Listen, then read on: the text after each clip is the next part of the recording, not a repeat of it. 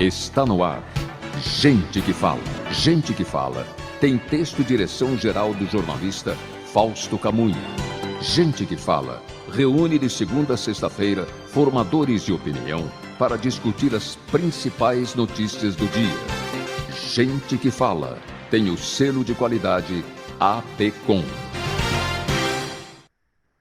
Olá, olá, boa tarde. O programa Gente que Fala está começando. Estamos ao vivo pela UTV, a TV da internet, também pelas redes sociais, nosso perfil no Instagram, no Facebook, nosso canal no YouTube, está tudo ligadinho, tudo no ar para você acompanhar essa nossa jornada de hoje. Até 1 da tarde a gente quer você por aí, curtindo, comentando, compartilhe também a nossa transmissão, faça perguntas aos nossos entrevistados de hoje, sua interação com eles é bem bacana. 973350038 é o número, 973350038, meio-dia em ponto. Eu sou o Mauro Friesman. Vamos apresentar então os nossos convidados de hoje, que vão tratar dos temas propostos aqui. José Aníbal, economista, ex-senador, ex-deputado federal com a gente. Tudo bem, José Aníbal? Bem-vindo, obrigado pela presença. Muito obrigado pelo convite, muito bem-vindo a todos vocês que vão participar, o Milton, Oséias, você, Mauro, e o André Matarazzo. Obrigado pela presença. Eu apresento também o André Matarazzo, industrial, presidente da Matarazzo Holding, ex-ministro de Estado, ex-embaixador do Brasil em Roma. André Matarazzo, como está? Bem-vindo mais uma vez com a gente. Seu áudio está fechado, Matarazzo, por gentileza. Prazer estar aqui com você, Mauro, com gente que fala. Bem-vindos aqui também o Zé Aníbal, Milton Flávio, Oséias, e obrigado pelo convite. Agradecendo, Matarazzo, também com a gente, doutor Milton Flávio, médico, doutor Milton Flávio, assessor da presidência da FAPESP, a Fundação de Amparo à Pesquisa do Estado de São Paulo.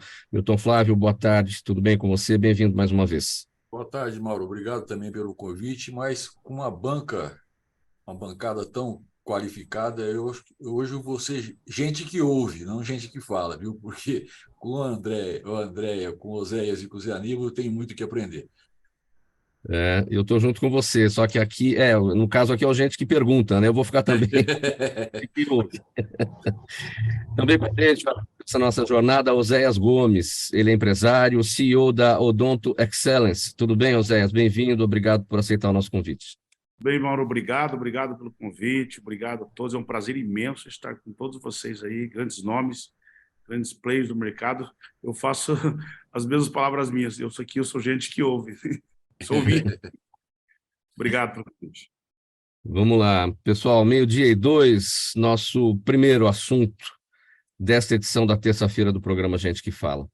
A guerra entre Israel e o grupo terrorista Hamas já completou 2 semanas, com mais de 6 mil mortos, e uma guerra paralela de desinformação. Basta anotar as imagens brutais compartilhadas nas redes sociais para entender por que a primeira vítima de uma guerra sempre é a verdade. Ainda mais nos tempos atuais, em que os avanços da tecnologia e da inteligência artificial favorecem a manipulação da informação e comprometem a confiabilidade de tudo isso que a gente vê na rede social, os vídeos, as fotos. André Matarazzo, eu começo com você a respeito desse tema. Depois de 15 dias da guerra entre Israel e o Hamas, nesse aspecto das informações, né, como é que você avalia, o que esse momento do conflito traz para a gente? É muito difícil julgar, né? Eu te digo que eu tenho tomado muito cuidado, inclusive, para comentar, porque é muito fácil, daqui, sentado no escritório da gente, analisar um lado ou outro lado. A gente sabe, quer dizer, nós que moramos em São Paulo reclamamos que tem que ter guarda em casa, que tem que ter carro blindado, que te assaltam na esquina. Você imagina para aqueles que moram em Israel, que tem que construir casa com bunker, tem que ter sirene anti-ataque aéreo e etc. Ao mesmo tempo, os palestinos que moram num lugar que é como se estivesse morando na favela da Rocinha, hoje é ocupada por traficantes, que é o Hamas, quer dizer, com radicais. Então, quer dizer, você tem que ter muita preocupação com todos aqueles que moram na região e lembrar que nenhum deles é personificado, seja com o primeiro-ministro de Israel, seja com o Hamas. Quer dizer, os palestinos e os israelenses, ou os judeus, têm que ser separados de seus líderes radicais. José Aníbal, a sua percepção sobre esse momento da guerra entre Israel e o terror do Hamas no aspecto das informações ou da desinformação. Seu áudio fechado, Aníbal. Pode abrir, por gentileza. A gente fechou preventivamente. Chega até a ser irrelevante, sob certos aspectos, essa questão de guerra de fake, guerra de informações e tal. Realmente tem razão você quando lembra que quando há uma guerra, a primeira vítima é a verdade. Só que agora nós estamos vendo essa guerra online. É algo realmente assustador. Terror do Hamas e, de outro lado, Israel com uma posição muito contundente de agressão à faixa de Gaza e aos palestinos em geral. Claro, o propósito deles é atingir fundamentalmente o Hamas e os seus militantes, mas, infelizmente, o que a gente vê é uma destruição que é assustadora. E eu fico imaginando como é que estamos no mundo de lideranças políticas que não conseguem uma convergência para encontrar soluções, caminhos alternativos. Não é?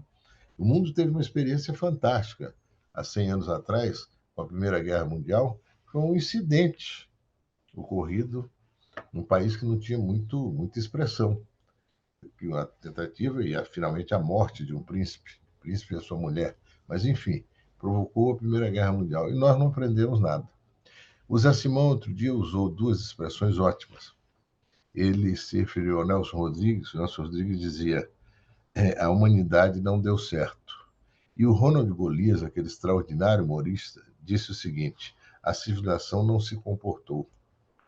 Quer dizer, não é possível, não precisa nem guerra de narrativa, é abrir a televisão.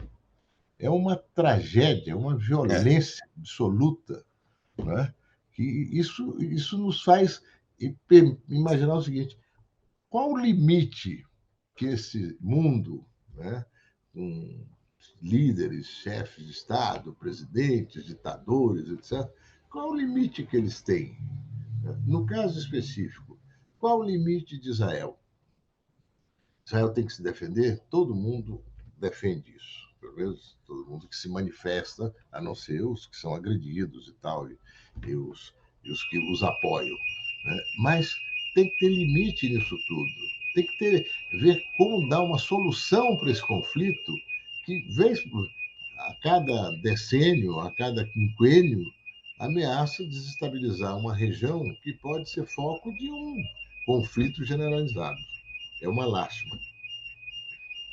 Doutor Flávio, nesse ponto abordado pelo Zé Aníbal, a respeito da ausência das lideranças, a ONU, ela perdeu a sua razão de ser com o passar do tempo, a mesma ONU que, por resolução, criou o Estado de Israel em 1948, criou, na verdade, os dois estados, né? O Estado palestino também poderia ter existido a partir daquele momento, mas os árabes não aceitaram. Qual é o papel da ONU hoje nisso tudo? Olha, Mauro, está muito limitado, né? O mundo continua violento e a ONU não tem sido capaz de, como no passado, mediar esses conflitos e fazer com que eles tenham uma duração mais curta e efeitos menos trágicos, né?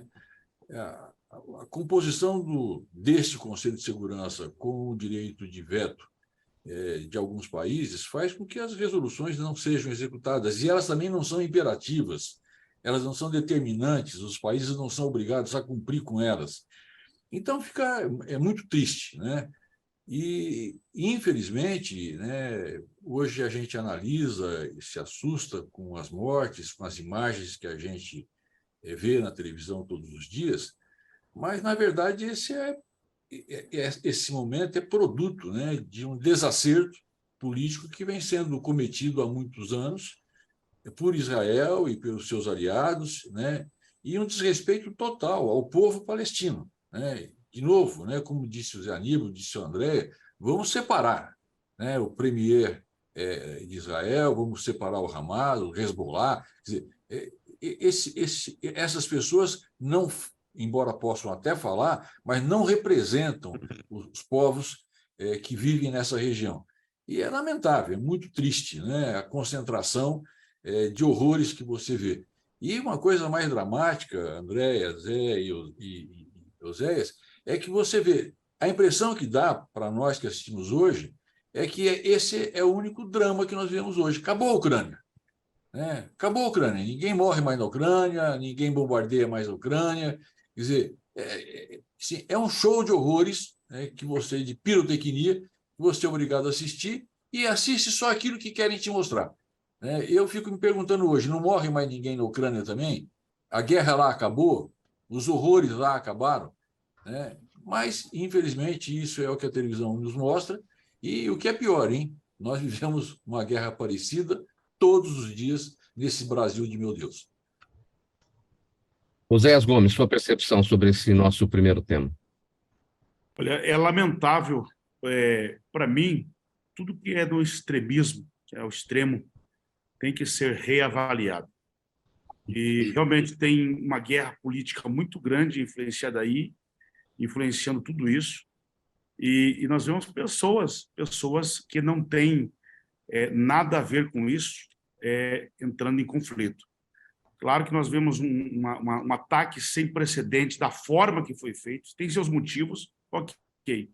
Agora, da forma avassaladora, uma varredura da forma que aconteceu, realmente tem que haver um equilíbrio para isso. E da mesma forma, hoje, eu acho que Israel tem que tomar um cuidado muito grande, porque Israel, nesse momento, está mais bem protegido, até porque a sua capacidade de se proteger de antimíssil, contra-ataque aéreo, é melhor. Porém, lá com os palestinos na faixa de Gaza, é diferente. Eu tenho que tomar cuidado para que não sejam agora, comece a sacrificar pessoas que não façam parte do Hamas. Então, por mais que tenha esse calor, essa briga, esse desconcerto nesse momento, alguém tem que pensar. Alguém nesse lugar tem que pensar, mas concordo plenamente que hoje nós temos a desinformação também. Nesse momento tem uma guerra na Ucrânia e ninguém mais fala, porque talvez não seja isso que esteja dando mais audiência. Então, nós temos que tratar os assuntos não com o calor do impulsionamento que as pessoas fazem ferver na sociedade, na população, mas sim de maneira muito transparente, sempre protegendo a vida. Eu acho que alguém tem que pensar melhor sobre isso, para que não comece a sacrificar de maneira em massa pessoas que não deveriam estar nessa guerra aí. 12:12, pessoal. Programa Gente que Fala, edição de terça-feira por aqui, pela Altivia, TV da internet, redes sociais, Instagram e Facebook, e ainda o nosso canal no YouTube. Vamos aqui ao próximo assunto. Eu queria só complementar, Mauro. Fala, é que a gente não pode esquecer como é que isso começou, né? Uma região tensa onde o Hamas, que é um grupo terrorista de assassinos, promoveu um massacre num festival de música, sequestrando 200 jovens e matando outros tantos de forma covarde e cruel. A gente tem que lembrar isso, quer dizer, não pode esquecer esse tipo de coisa. Não apenas jovens, né, André? Jovens, idosos e crianças, inclusive. Né? Bom, qualquer pessoas que fossem. Qualquer pessoa, né? Já seria inaceitável. Seria inaceitável. Mas olha, É um sacrifício humano. Eu estava lendo ontem no jornal El País, da Espanha, um sujeito que já foi do Tribunal Penal Internacional e já foi professor na Universidade Hebraica de Jerusalém. Ele disse o seguinte: Israel não pode fazer de Gaza um campo de extermínio. E eu acho que ele tem razão. Tudo bem, os terroristas do Hamas fizeram um ato feroz. Não foi um ato de um atentado terrorista. Foram com várias ações que não tinham nada a ver com questões militares. Eles atingiram ferozmente a população, jovens, idosos, crianças, mas agora Israel está fazendo a mesma coisa na Palestina, né? Não pode, exatamente, não pode passar da... Então, essa frase eu achei muito importante, né? Israel não pode fazer de Gaza um campo de extermínio. Até porque Israel, né? Tem que haver negociação. Tem que haver negociação. O presidente dos Estados Unidos me surpreende muito. Inviabilizou a resolução proposta pelo Brasil, que era uma resolução que finalmente teve o apoio de quase todo o Conselho de Segurança, à exceção de 2 países que se abstiveram, mas os Estados Unidos vetaram.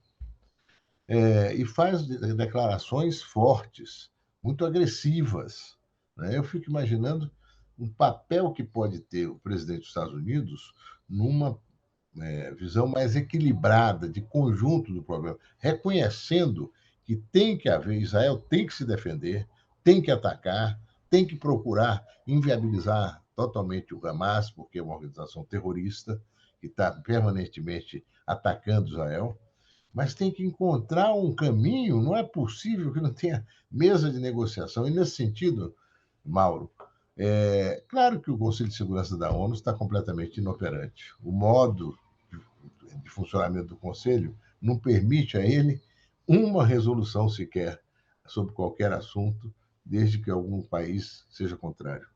A proposta de resolução do Brasil foi rejeitada apenas pelos Estados Unidos e passou pela maioria dos integrantes do Conselho, e virá agora uma dos Estados Unidos, que certamente será barrada pela Rússia. Enfim, esse formato é estranho. Sempre alguém vai barrar, e quando não barra, não sei quem falou, se foi o Milton, se foi você, Aníbal, as resoluções não são imperativas, os países não são obrigados a cumprir aquilo que está Mas na o resolução. importante, eu acho que o presidente americano, estando lá, conseguiu abrir o corredor humanitário independente de resolução, porque ele viu, provavelmente, que Israel não iria atender a resolução. E achou melhor negociar diretamente e abriu o corredor. É um avanço, pequeno, mas importante. Mas é complexo. É difícil a gente daqui opinar, mas o fato é que as imagens, hoje, como disse o Aníbal no início da conversa, as imagens elas são inequívocas com relação às barbaridades que nós estamos assistindo. Bom, gente, 12h16, a gente vai aqui, vamos sair lá do Oriente Médio, vamos para Brasília, porque tem assuntos importantes acontecendo por lá. Essa semana, o ministro da Fazenda, Fernando Haddad, tem uma semana decisiva no Congresso, com 3 votações importantes na área econômica. A reforma tributária entra na fase final, também está na previsão de senadores a aprovação da desoneração da folha de pagamentos. Na agenda da Câmara, na outra casa, tem a expectativa do projeto de taxação dos fundos dos super ricos. Pode ser que isso vá para votação. E nenhum dos temas em discussão trata de redução de despesas, mas de aumento de arrecadação ou de despesas. Sempre por aí, né, José Aníbal? Infelizmente é isso que tem acontecido no Brasil, né? Muito difícil um governo que tenha como propósito firme a austeridade. A austeridade, do ponto de vista dos ideólogos, né, é uma coisa que não é boa. Os ideólogos à direita, à esquerda, ao centro, mas a austeridade é fundamental, é condição sine qua non. O Mário Covas só recuperou o estado de São Paulo, estava falido, porque ele praticou uma austeridade completa no seu governo. Só que ele sabia convergir, né, no sentido de encontrar os pontos em que a austeridade devia ser construída. No próprio funcionamento da máquina pública, tinha várias situações em que havia licenciosidade e não austeridade. O governo federal, muito mais ainda. Quando a gente tem no país hoje emendas PIX, sabe o que é isso, cidadão? Emenda PIX é o seguinte: você transfere dinheiro para o município e não tem qual é a destinação desse dinheiro. Quer dizer, isso é dinheiro público, não pode liberar por PIX, sem dizer se é para educação, se é para saúde, se é para a farra do boi, se é para alguma coisa vai servir, né? Então, realmente, essa questão da austeridade, o próprio Congresso está muito licencioso nessa matéria. Não só emendas PIX, mas emendas de modo geral, do modo como elas estão sendo operadas. Estão exaurindo a capacidade do Estado brasileiro de poder escolher o pouco recurso que tem para investimento, onde fazer isso, porque o Congresso hoje já pega mais ou menos 30% a 35% de todo esse recurso. Bom, então, reforma tributária é bom, não sei o que vai dar, há ali um jogo de forças que, se deixar correr solto, vai dar soma zero, né? mas eu espero que não, espero que algum resultado apareça. É a desoneração da folha. Mais uma vez, tudo isso é feito sem analisar os resultados. Spending review é uma coisa que os americanos fazem todo o tempo. Eles analisam, eles revisam os gastos que estão sendo feitos, como estão sendo feitos. No Brasil, tem 600 bilhões de incentivos e benefícios fiscais e nunca se deixa fazer uma avaliação disso aí para ver o que ainda está funcionando, o que não está, o que gera realmente o propósito dos incentivos, que é competitividade, emprego, mercado, etc, etc. E, por último, taxação do offshore. Eu acho que é bom. Eu não acredito muito nessas iniciativas que aparentemente vão arrecadar muitos recursos e tal. Eu acredito muito mais em políticas firmes de tributação de renda, não é? Isso é importante. A redução de incentivos e benefícios fiscais para que o Estado possa recuperar aquilo que ele está abrindo mão. E outras ações que, infelizmente, ainda não estão na ordem do dia. Mas, se avançar nessa tributação de offshore, alguma coisa certamente se produzirá. E eu acho que aí é torcer para que essa aprovação aconteça. André Matarazzo, sobre todos esses pontos lá. Olha, não, nem vou discutir muito, porque o que o Zé Aníbal falou é o que é. Essa coisa da análise das despesas era uma promessa, se não me engano, né, Zé, do Ministério do Planejamento. Iam fazer isso. Até agora, não fizeram, como sempre, não fizeram nada. E trabalhar na arrecadação, aí batiza de fundos dos super ricos, é lógico que isso passa, mas como você mesmo falou, Mauro, é arrecadação. A mim, eu quero saber quando é que vamos rever subsídios, privilégios e uma série de custos para o Estado que todos os brasileiros pagam a conta, e certamente é muito mais do que um factoide, do que os fundos dos super ricos. Como diz o Zé Aníbal, é um pequeno passo, mas falta todo o resto, né? Tem muito, eu vejo muita gente sempre falando, né, Zé Aníbal, é interessante isso, falando sobre a porta de saída para a Bolsa Família, né, que precisa ter, senão eu quero saber quando é que vão se achar a porta de saída para os subsídios de N atividades que existem no Brasil hoje, atividades empresariais, que são subsidiadas, que o Estado carrega, né? Essa porta de saída ninguém procura e ninguém fala. A redução de despesas, para mim, é o essencial. De resto, o Brasil continuará se arrastando como vem fazendo nos últimos 15 anos. André, essa porta de saída que você cita, ela não está trancada pelo lobby? Claro, então, mas é engraçado de todos aqueles que ficam gritando contra o Bolsa Família ou era o Bolsa Educação, para essa porta de saída sabem gritar, mas a porta de saída que eles deveriam abrir não querem abrir também, porque falta abrir essa porta de saída. São setores que precisariam começar a andar com as próprias pernas, porque senão é o Brasil que está carregando eles. Milton Flávio. Olha, eu tenho uma opinião já consolidada de muito tempo, né? Eu acho que essas discussões elas deveriam ter tido como prioridade ou serem discutidas antecipadamente quais são as áreas que, nesse momento, precisam de incentivos e precisam da proteção do Estado. Definir um projeto, um programa que pudesse dizer para a população: nós vamos caminhar nessa direção, e isso custa tanto. Como tem esse custo, nós vamos buscar recursos para fazer isso.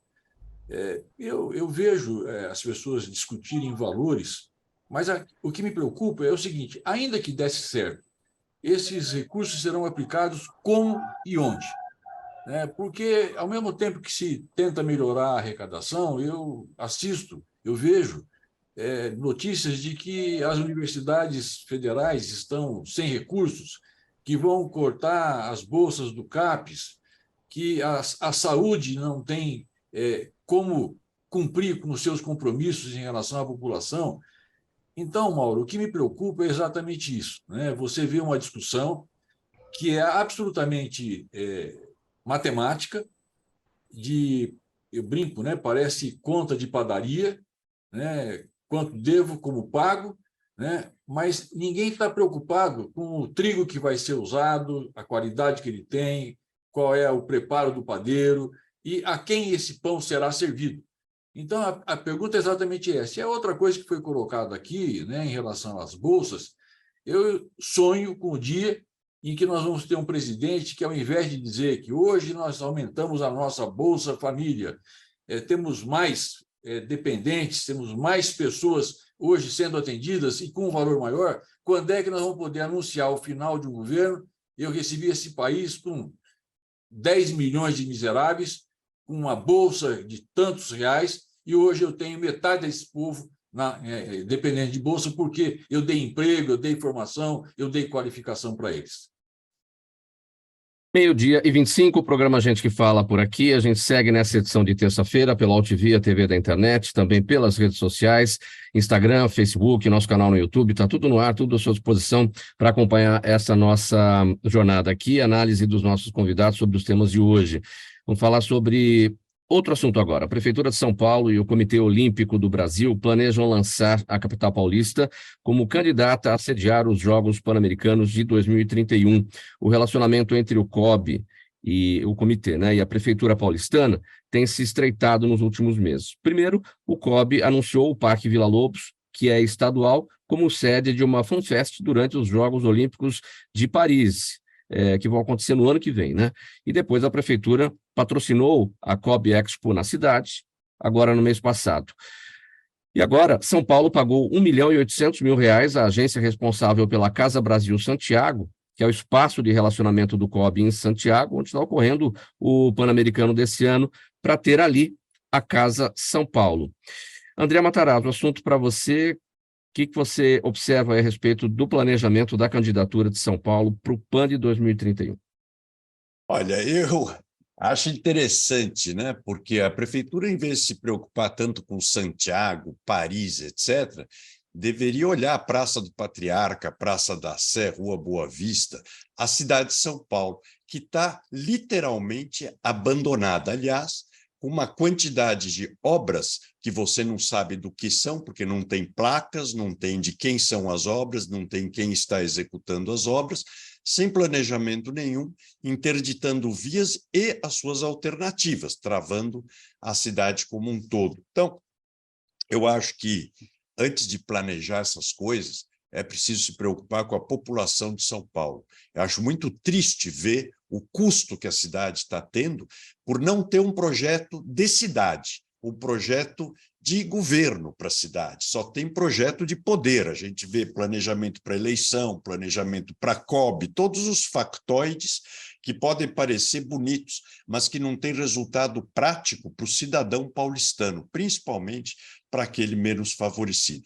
Eu posso parecer crítico, mas é porque eu amo a minha cidade, já estive na gestão da cidade, sei o que dá para fazer e acho inadmissível a gente encontrar a cidade, ver a cidade da forma como está e principalmente a população que mais precisa abandonada à sua própria sorte. A crítica, de fato, é muito pertinente, né, André Matarazzo, porque o que a gente vê aí, o estado de coisas em relação à cidade, tá bem triste mesmo. E aí a gente lembra da Copa do Mundo de 2014 e que a gente achou que ia ter um legado. E então... Essas coisas não têm legado nenhum, sabe por quê, Mauro? Porque, infelizmente, nós não estamos nem em Paris, nem em Roma, nem Nova York, como todo mundo acha e gosta de pensar. São Paulo não resolveu suas coisas básicas. São Paulo ainda tem 3,5 milhões de pessoas sem saneamento básico. Tem 3 milhões de pessoas vivendo em favelas, 40 mil pessoas nas ruas abandonadas à sua própria sorte. Então, o dia que nós resolvermos o básico, aí você tem condições de deixar legado. Antes disso, não. Você tem que fazer o básico. Então, é investir no básico, para depois poder fazer os investimentos adicionais para procurar, quem sabe, aproveitar algum legado. Então, antes de ficar falando em Parque do Minhocão, em todas essas bobagens. Vamos fazer saneamento básico, vamos arrumar a saúde, vamos arrumar a segurança nas escolas das crianças, que são as coisas essenciais que nós estamos precisando. Temos tempo para isso, André Matarazzo? Porque, em primeiro lugar, antes do tempo, é preciso ter vontade, né? Não, precisa ter, claro, você precisa ter vontade e competência. O Brasil precisa voltar a ter uma palavra que eu aprendi com Montoro, na origem do PSDB, com Mário Covas, que eram frases, que era interesse público. Precisa voltar a isso, a gente precisa voltar a se preocupar com o que é o interesse público. O coletivo se sobrepor ao individual. Isso é essencial, ninguém mais faz plano de governo. O cara não pensa na população, está preocupado com a próxima eleição. Infelizmente, eu me bato há anos que eu venho repetindo isso e continuarei repetindo isso, enquanto eu não ver alguém falando nos interesses da população e da cidade, da nossa cidade e do nosso país. Porque a gente mora aqui. É que eu falo, para mim, as coisas não estão tão ruins, mas eu sei que para a grande maioria da população está uma tragédia. E nós temos obrigação de mudar isso. E dá para mudar, é só querer. Doutor Flávio, eu quero repercutir com você o ponto levantado aí pelo André Matarazzo sobre o interesse público, porque o que a gente vê, quando o interesse público não está atendido, é porque o que está na frente é a luta política. Então, pensa-se mais, né, em como chegar lá, em como se obter o poder, como se manter no poder, do que, de fato, olhar para a política no sentido de que ela deve trazer o bem comum a todos. Esta, né? Quando houve essa preocupação? Há quanto tempo nós não assistimos isso? Em que momento você vê no debate político a escolha ou o apontamento das chamadas prioridades? Quando é que você vota num candidato porque ele apontou para o eleitor, apontou para o cidadão, quais são as áreas que ele vai priorizar, quais são as ações que ele vai tomar, né? Como é que ele vai agir? A gente está acostumado, Mauro, a falar das desigualdades do Brasil, das desigualdades entre os estados. Eu comentei com você já isso num programa anterior, que aqui em São Paulo, na questão da educação, por exemplo, superior, você tem bairros que nós temos menos de 0,5% da população adulta com formação universitária. E em outros bairros, como, por exemplo, Vila Mariana, para dar um exemplo, você tem mais de 25%, 30% da população com escolaridade superior completa. O que mostra a enorme desigualdade que nós vivemos dentro da nossa cidade. Mas isso vale para todas as coisas. Quando você olha para a saúde, né, ela continua sendo oferecida com muita limitação, e com muita desigualdade. Claro que São Paulo é o estado mais desenvolvido do país, aqui você tem as melhores oportunidades, mas, infelizmente, o que nós temos hoje, é uma desigualdade na apresentação. Nós não temos uma oferta igual de oportunidades para todas as populações. E falta definir a prioridade. Eu conversava com o Zé há algum tempo atrás. Se eu tivesse poder nesse momento, mais do que reconstruir partidos, reconstruir siglas, eu faria aí um trabalho coletivo, suprapartidário, para definir São Paulo 2030, dizer qual é o São Paulo que nós precisamos, qual é a São Paulo que nós queremos, e depois ir conversar com os partidos e com os políticos e perguntar quais deles, quais partidos, estariam dispostos a assumir esses desafios que São Paulo precisa. Porque o que a gente tem visto aí, não há prioridade, as pessoas fazem aquilo que lhe parece mais adequado naquele momento e, sobretudo, visando, como disse o André, a próxima eleição. É bom recapear a cidade, é muito bom, mas está recapeando por quê e para quê? Essa é a prioridade, essa é a demanda principal da população, é isso que precisam os nossos jovens, é isso que precisa a nossa população desempregada. Quais foram as ações efetivas que nós estamos adotando para que essa realidade esteja modificada para daqui 2 ou 5 anos? Eu não vejo. Oséias, quero a sua avaliação, a sua visão. Vamos ter uma visão empresarial aqui a respeito disso tudo, porque você tem uma grande rede de franquias, de clínicas odontológicas, enfim, acelerador de startups. Tem a vontade do empreendedorismo, que está muito à frente da vontade política de muitas autoridades que a gente vê. Não vamos generalizar, evidentemente, enfim. Mas como é que você, na sua função empresarial, você observa esse estado de coisas? Mauro, quero fazer um comentário sobre o assunto anterior também, quando fala sobre... gostei muito do que o José Aníbal falou aí, que não adianta arrecadar e não fechar as torneiras.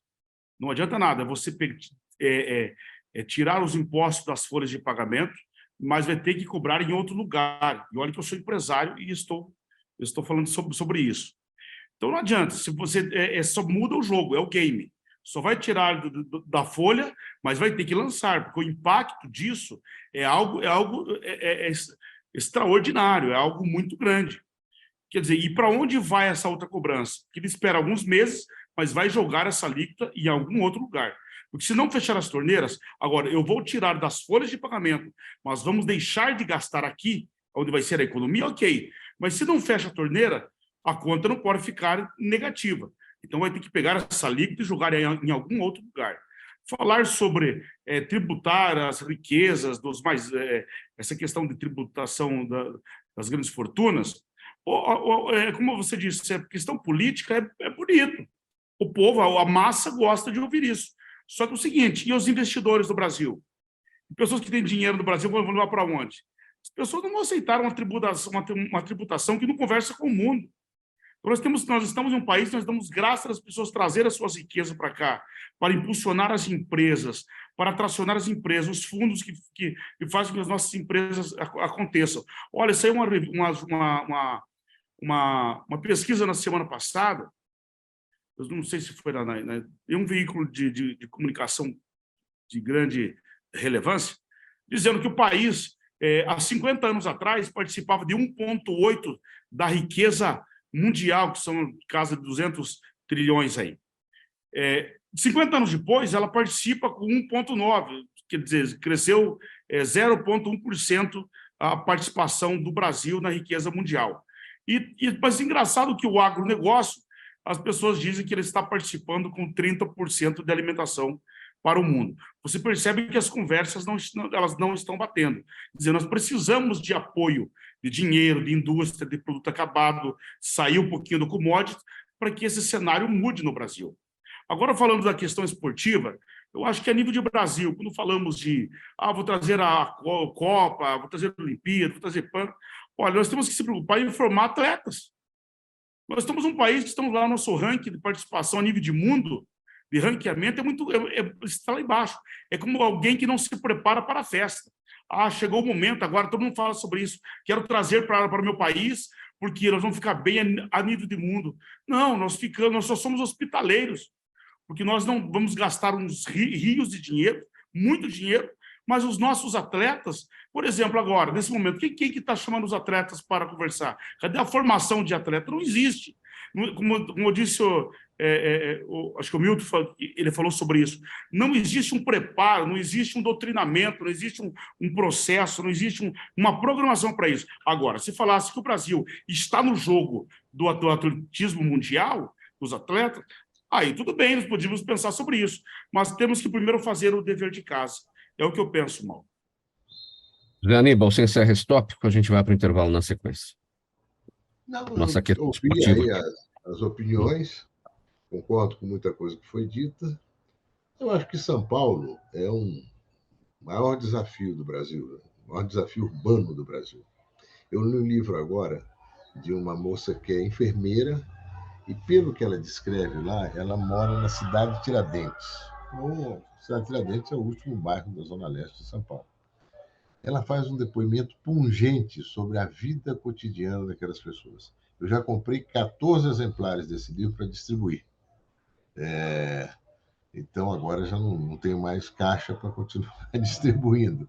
Quero sugerir a vocês que comprem. Eu vou até mostrar aqui a capa, só para vocês terem ideia. Chama-se O Céu para os Bastardos. É um livro realmente impressionante. É um testemunho incrível dela sobre as condições de vida na periferia de São Paulo, né? Que ela chama de fim de mundo. A questão da mobilidade urbana, da renda, da segurança, da educação. É interessante para a gente, não é para a gente se apiedar, não, é para ver como esse povo tem capacidade de enfrentar, de agir, de fazer, e se tiver um empurrão, vai acontecer muito mais. 12h39, programa Gente que Fala por aqui, edição de terça-feira. Vamos fazer uma paradinha breve, um gole de água para cada um. Vamos sair para o intervalo, a gente já volta em seguida com a sequência dos nossos temas. Até já. Toda ação estratégica de sucesso tem um componente fundamental, um instituto de pesquisas ético, rápido e preciso. Afinal, é ele que vai fornecer informação confiável, sem achismos e palpites. E isso, numa época de mudanças rápidas e repentinas, é fator crítico de sucesso. A Orbis é um instituto de pesquisas que une precisão e confiabilidade estatística com a mais alta tecnologia de pesquisas do mercado. Tem inteligência artificial, robótica, big data, entre outros recursos, para que você tenha uma informação correta, confiável, com o menor custo e no menor tempo possível. Na sua próxima ação, seja ela corporativa ou política, comece pela Orbis, porque com a informação correta você vai mais longe, mais rápido e com mais segurança. Estamos de volta com o programa Gente que Fala, faltando 20 minutos para 13h. Programa Gente que Fala, edição de terça-feira, pela Altivia, TV da internet, também pelas redes sociais, Instagram, Facebook e o nosso canal no YouTube. Antes aqui da sequência para o próximo tema, eu quero fazer uma mensagem aqui para você que está nos assistindo, você que está nos acompanhando, você que é empresário, executivo, você que atua em entidade representativa ou qualquer atividade do nosso mercado. Venha ser parceiro do programa Gente que Fala. Você acompanhou no nosso intervalo o Instituto Orbis de Pesquisa, que é um dos nossos apoiadores. Faça como Instituto Orbis de Pesquisa, venha falar com a gente. O programa Gente que Fala está no ar há 22 anos, atinge o público do mundo inteiro, sempre trazendo as principais questões com convidados de altíssimo nível, autoridades de todos os setores. É o que a gente está fazendo aqui com o Zéias Gomes hoje, com o André Matarazzo, Milton Flávio, Zé Aníbal. Entre em contato com a gente pelo 50 52 55 55 para conhecer todas essas possibilidades de uma ótima parceria aqui com o programa Gente que Fala. Faltando 19 minutos para 13h agora, Matarazzo, você pediu a palavra aqui em relação ao assunto anterior, vamos só finalizar ele e a gente parte aqui para o próximo. Só um comentário muito rápido, que o Milton Flávio falou, que complementando o que os Milton Flávio e os Aníbal falaram. São Paulo é a cidade mais rica do país, quase um estado. No entanto, você vai para a periferia, é das periferias mais pobres e mais tristes do país. São Paulo deveria ter vergonha de deixar isso acontecer. Não pode. E se você vai para esses lugares, é interessante esse livro que o Zé Aníbal mostrou, porque você percebe o quanto as pessoas lutam e sobrevivem apesar de gestões desastrosas. Vamos lá, então, 18 minutos para 13h agora, falar sobre o seguinte: com a universalização da educação, que visa garantir o acesso ao ensino médio e ao ensino superior também, a uma parcela maior da população brasileira, vem crescendo um outro indicador, que é o da evasão escolar. E esse quadro preocupa muito os educadores, muitos profissionais pedagógicos. Será que tem como revertê-lo? Evidentemente que tem. Será que há um desencanto com a escola? Também deve ter. Como é que você responde a esses questionamentos, Milton Flávio, inicialmente? Olha, Mauro, eu tenho essa preocupação há muito tempo, né? E já discuti isso, por exemplo, com o Zé Aníbal, com o próprio vice-presidente Geraldo Alckmin.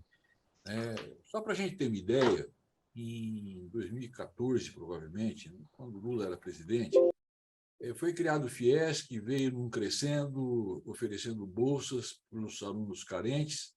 Nós chegamos a ter, num determinado momento, 750 mil beneficiários no Bolsa, no FIES. A imagem ou a ideia era de que isso fosse retroalimentado pelo pagamento pelos alunos depois da sua formatura. Isso não aconteceu, a inadimplência ficou muito grande, e nós chegamos agora, no ano passado, com apenas 50 mil bolsistas do FIES. Isso significa que, há alguns anos, 700 mil jovens que já tiveram essa oportunidade deixaram de tê-la. Bom, como é que você pode incluir, né, se nós não temos vagas públicas em número suficiente e se o nosso aluno, se o nosso jovem carente não tem condições de estudar? Então, nós temos que buscar alternativas que têm que ir além do governo. Eu vou aqui, sem me estender na crítica, vou perguntar aquilo que disse anteriormente, se vocês ouviram falar, nesses 11 meses do governo Lula, de uma medida efetiva que possa estar sendo implementada para trazer de volta esses alunos ou esses jovens para a universidade. Você vê anúncios do governo federal, nós vamos abrir novas faculdades federais. Para quanto? Para 10 mil alunos? 15 mil alunos? E os 700 mil que estão fora? Então, eu acho que nós temos que discutir isso, inclusive com a iniciativa privada, com as ferramentas que hoje a inteligência artificial nos oferece. E eu já disse isso aqui, né? Eu tenho trabalhado muito com um projeto chamado Aluno Empreendedor, que você oferece bolsas aí até 80%, 85% do valor de face que eles registram no MEC, mas você dá uma alternativa do aluno que se matriculou com essa bolsa de empreender, de buscar recursos adicionais através da própria plataforma. E, com isso, ele conseguir pagar a sua universidade, não dependendo da expectativa de que o governo possa fazer alguma coisa, porque não fez e não vai fazer. Eu digo isso, Mauro, porque às vezes você fala assim, doutor, mas já está dando bolsa de 80%. Sobra um resíduo de R$100. Eu via ontem, e todo mundo deve ter acompanhado no noticiário, na crise do Rio de Janeiro, né, do transporte, quando colocaram fogo nos ônibus, e entrevistavam as pessoas, e elas diziam, eu tenho R$10 no bolso. O nosso jovem não consegue pagar hoje inscrição para fazer concurso na FATEC. Tem que pedir, eventualmente, apoio do governo para se inscrever no Enem, porque não tem como pagar isso. Então, nós temos que encontrar uma maneira de, ao mesmo tempo que você oferece, que você universaliza a oportunidade do acesso, dá a ele também uma garantia, porque senão você vai colocar o aluno na escola, o aluno na universidade, e 2 meses depois ele vai estar inadimplente e vai se evadir, como tem acontecido todos os dias. Agora, Milton, então o programa Aluno Empreendedor, que você sublinhou agora, é uma alternativa, por exemplo, ao FIES, né, que a gente viu aí toda essa inadimplência ao final e o objetivo é não deixar isso acontecer. Eu estou dizendo, o FIES, que atendeu 750 mil jovens, está atendendo 50 mil. Nós precisamos encontrar uma alternativa para esses 700 mil jovens que perderam essa oportunidade. E o governo federal não está acenando, não estou aqui, isso é constatação. Se alguém puder me desmentir, eu ficaria muito feliz. O governo federal não está oferecendo nenhuma alternativa que permita você sonhar com o reingresso dessa juventude. E são 700 mil jovens por ano.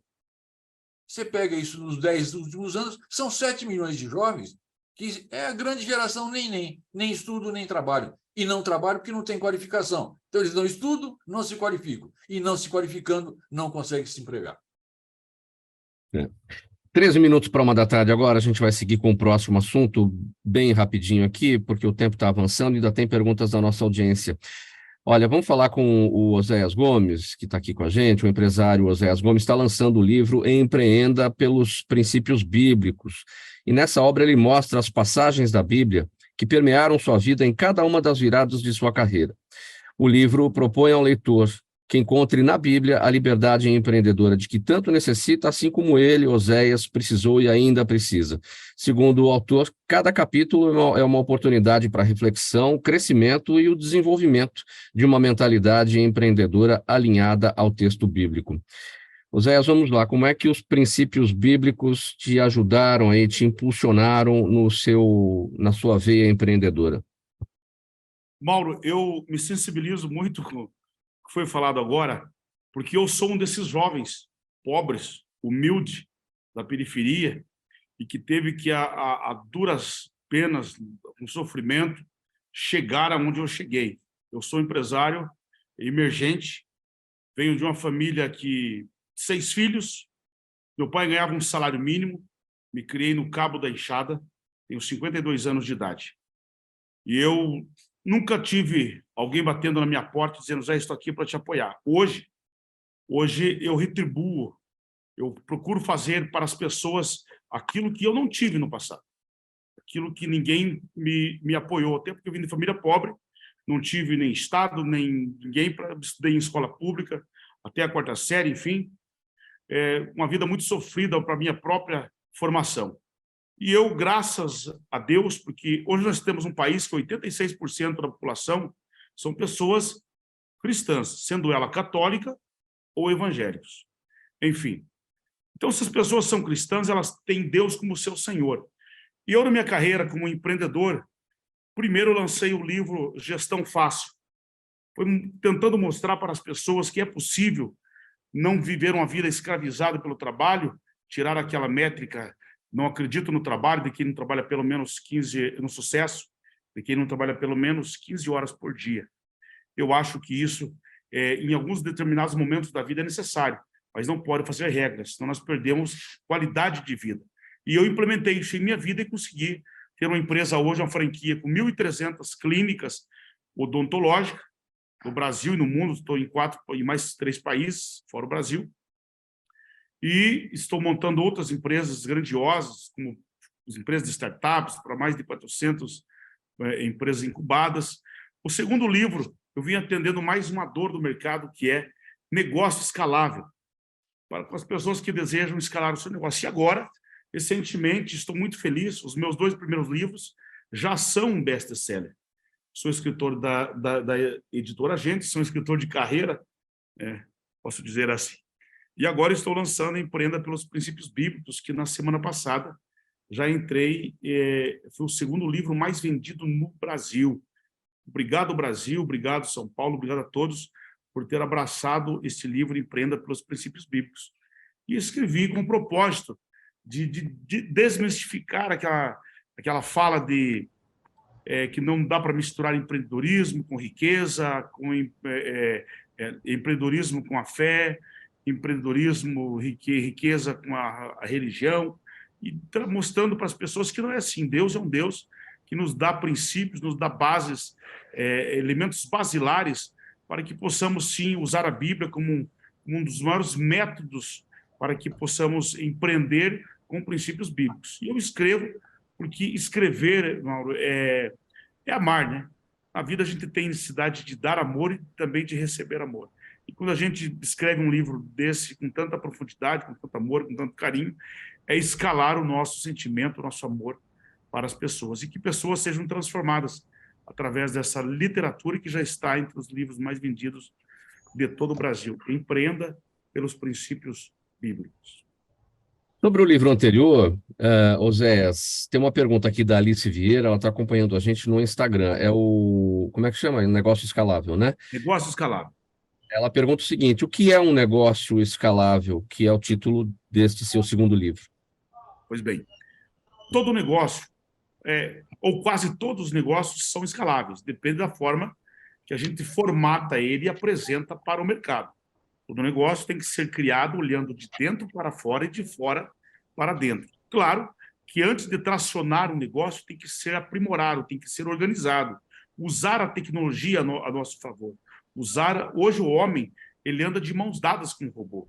E quando eu falo com o robô, não é exatamente um bonequinho que anda ao nosso lado, mas os games, é a tecnologia, são as empresas techs que hoje, aquele trabalho que usava 10 pessoas, hoje a máquina faz, o robô faz, a tecnologia faz. Então, todo negócio ele pode criar escala sem perder qualidade, desde que ele tenha capacidade de ter gerenciamento. Outra pergunta aqui, André Matarazzo, Jaime do Jardim Bonfilholi está com a gente. Jaime, obrigado aqui sempre, hein, todos os dias participando. Ele quer saber, Matarazzo, se a premier Giorgia Meloni está se revelando uma boa e isenta política italiana e a nível europeu.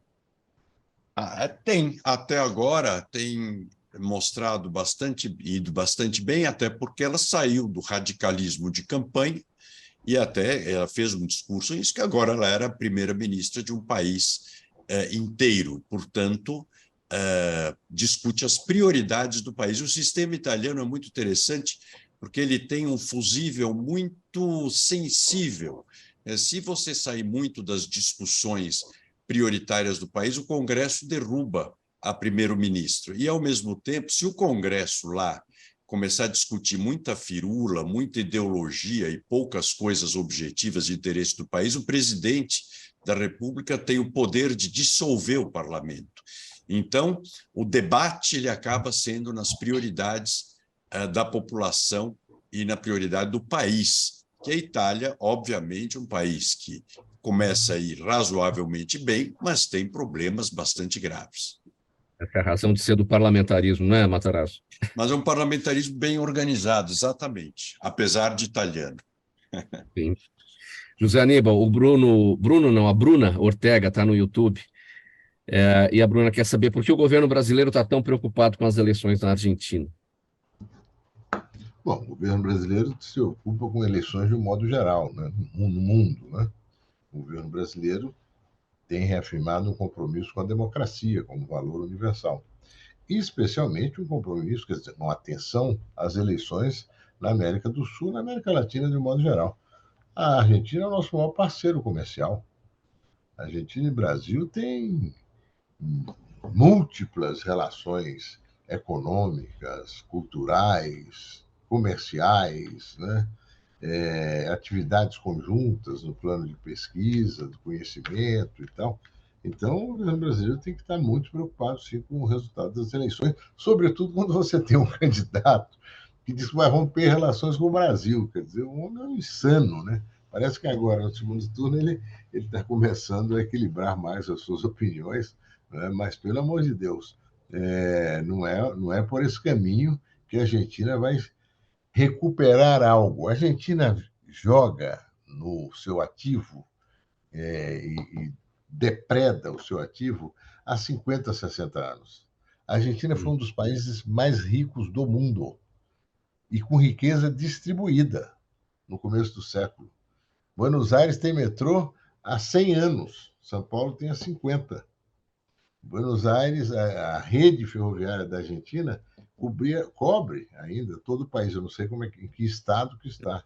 A Argentina é um país que tem uma pujança enorme, né? Mas, infelizmente, governos que se sucederam, ditaduras, golpes, governos populistas, governos irresponsáveis fiscalmente e tal. Daí a situação da Argentina é uma pena. País com inflação de mais de de quase 1000%. É uma coisa assustadora.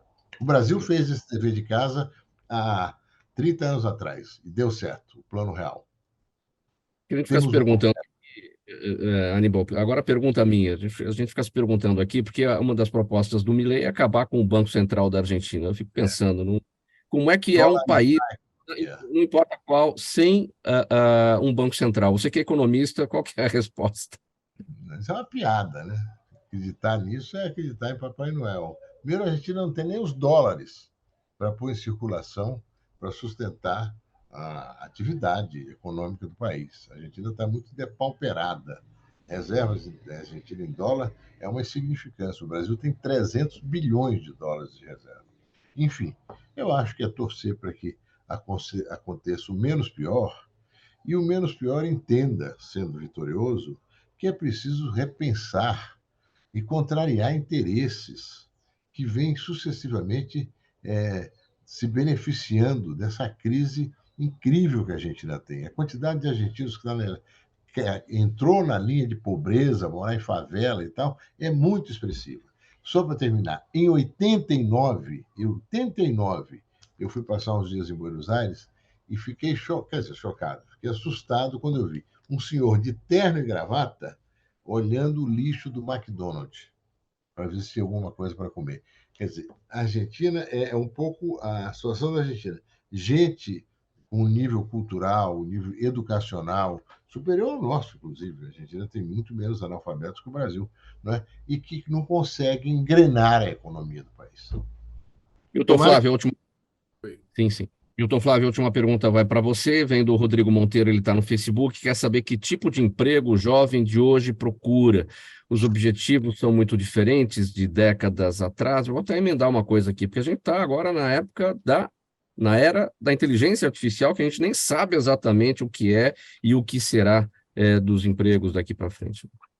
Na verdade, o jovem não procura emprego, né? O emprego, ele não escolhe o emprego, ele busca uma atividade que lhe permita sobreviver nesse primeiro momento. O mercado é que oferece essas alternativas, mas hoje é impossível você imaginar um jovem sem qualificação que ele tenha oportunidade.